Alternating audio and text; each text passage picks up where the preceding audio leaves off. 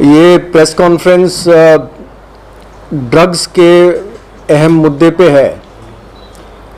जहाँ तक कि आपको पता है, जम्मू पुलिस ने पिछले तकरीबन साल भर से ड्रग्स के खिलाफ एक जंग छेड़ी है, जिसमें ड्रग्स के मेन सप्लायर्स तक हम पहुंचने की कोशिश कर रहे हैं। इसके बजाय कि कंज्यूमर, छोटे छोटे कंज्यूमर्स को पकड़ा जाए, हमारी कोशिश ये है कि हम ड्रग्स के बड़े बड़े सप्लायर्स तक पहुँचे, जिससे कि इस प्रॉब्लम को, इस मुसीबत को जड़ से ख़त्म करने की कोशिश की जाए। इसी कड़ी में रजौरी में 2-3 महीने पहले 12 किलो हेरोइन बरामद हुई थी और कल भी 3 केजी हेरोइन बरामद हुई है मेंढर के इलाके में। और 19-20 सितंबर की दरमियानी रात एक बहुत बड़ी कंसाइनमेंट ड्रग्स की 62 केजी हेरोइन और साथ में 2 पिस्टल बरामद हुए थे। ये बीएसएफ ने बॉर्डर पे अरनिया के पास सीज किए थे। ये कम्प्लीटली ब्लाइंड केस था, जिसमें इमीडिएटली कोई हमारे पास लीड्स नहीं थे और सीजर बिल्कुल फेंस पे हुई थी। हमें ये नहीं मालूम था कि भेजने वाला कौन है और रिसीव करने वाला कौन है। जम्मू पुलिस ने under the supervision of the DIG Jammu Samba Kathua range,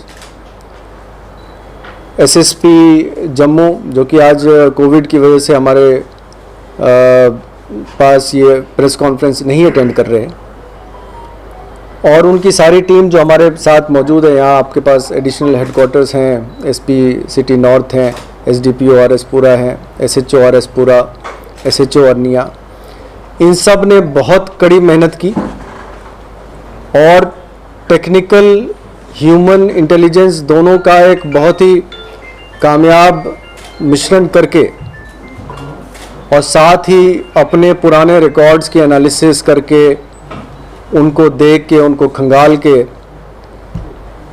इस पूरे इंटरनेशनल नेटवर्क का भांडाफोड़ किया है, तोड़ा है इसको। और इसमें 7 मुलजिम अभी तक गिरफ्तार किए गए हैं। इस पूरे नेटवर्क के 3 पार्ट्स थे, जो कि हिंदुस्तान बेस्ड थे, और एक इंटरनेशनल पार्ट है जो कि पाकिस्तान और दुबई में बेस्ड है। जो हमारे पार्ट है, हमारा पार्ट जो है, जिसमें 3 अलग अलग सब ग्रुप्स बने हुए हैं। सबसे पहला ग्रुप वो है जो बॉर्डर के इलाके में जाता है, बॉर्डर पे रिसीविंग पॉइंट को आइडेंटिफाई करता है और लड़कों को भेजता है बॉर्डर पे ड्रग्स की कंसाइनमेंट को रिसीव करने के लिए। तो सबसे पहला पार्ट वो है जो इंटरनेशनल बॉर्डर पे जाके ड्रग्स को रिसीव करता है। इसके बाद दूसरी पार्ट वो है जिसमें कि वो ड्रग्स जम्मू में जो मेन सप्लायर्स हैं उन तक पहुंचती है। इस कड़ी में तीसरी पार्ट वो है जो पंजाब बेस्ड है, जो कि इस पूरे ड्रग्स के कंसाइनमेंट को रिसीव करता है और आगे वो फर्दर सप्लाई और बेचता है। और चौथा पार्ट वो है जो इंटरनेशनल पार्ट है, जो कि मैंने आपको पहले बताया। इस पूरे सिलसिले में सबसे पहले जशराज नाम के एक आदमी को गिरफ्तार किया गया, जो कि अरनिया का रहने वाला है, और साथ ही में अरनिया के 2 और लोग गिरफ्तार हुए, जिनका नाम सुभाष चंद्र और श्यामलाल है। श्यामलाल वो इंसान है जो कि लोकेशन आइडेंटिफाई करता था जहां ड्रग्स को ड्रॉप किया जाए। और आपकी नॉलेज के लिए बता दूं कि श्यामलाल पहले भी पंजाब में ड्रग्स के केसेस में इन्वॉल्व रहा है। इसके बाद जो जम्मू का मेन रिसीवर ग्रुप है उसमें बिशन दास एलियास राजू और अजीत एलियास काला, ये दो मेन रिसीवर्स हैं। आपको ये बताता चलूं कि इन दोनों की हिस्ट्री रही है ड्रग्स के केस में भी, और ये दोनों 2005 के दिल्ली ब्लास्ट केसेस में भी गिरफ्तार रहे हैं। एक और अहम बात इसमें यह है कि अजीत एक इंटरनेशनल स्मगलर का भाई है जिसका नाम था सरफू, जो कि बहुत सारे केसेस में, पुराने केसेस में हीरोइन की स्मगलिंग में इन्वॉल्व रहा था। और अजीत 2014 के 11 किलो हीरोइन के सीजन में भी इन्वॉल्व रहा है।